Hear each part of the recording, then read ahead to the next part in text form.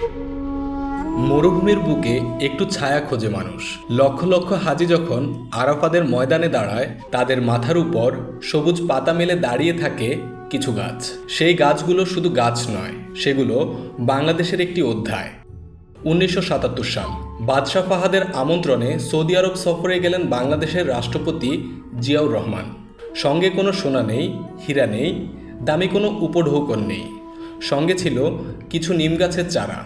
বাদশার হাতে সেই চারা তুলে দিয়ে তিনি বললেন, গরিব মানুষের দেশের গরিব রাষ্ট্রপতির পক্ষ থেকে এই সামান্য উপহার।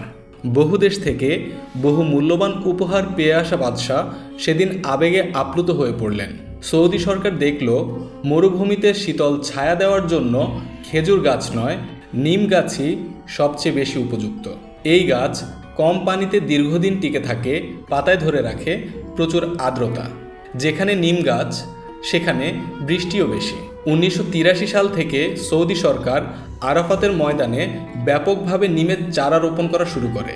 আজ সেই গাছগুলোই পরিচিত জিয়া ট্রি নামে। আরবিতে বলা হয় জিয়া সাজারা, বাংলায় জিয়া গাছ। এই গাছগুলো রক্ষণাবেক্ষণের দায়িত্বেও রয়েছে প্রবাসী বাংলাদেশিদের হাত। সৌদি সরকারের স্থাপিত নার্সারিগুলোতেও কর্মরত বাংলাদেশি শ্রমিকরাই। প্রতি বছর হজের মৌসুমে লক্ষ লক্ষ মানুষ আরাফাতে দাঁড়ায়। তারা হয়তো জানে না, তাদের মাথার উপর যে ছায়া, সেটা একজন বাংলাদেশির ভালোবাসার ছায়া। সেই মানুষটির নাম জিয়াউর রহমান, আর সেই গাছের নাম জিয়া ট্রি।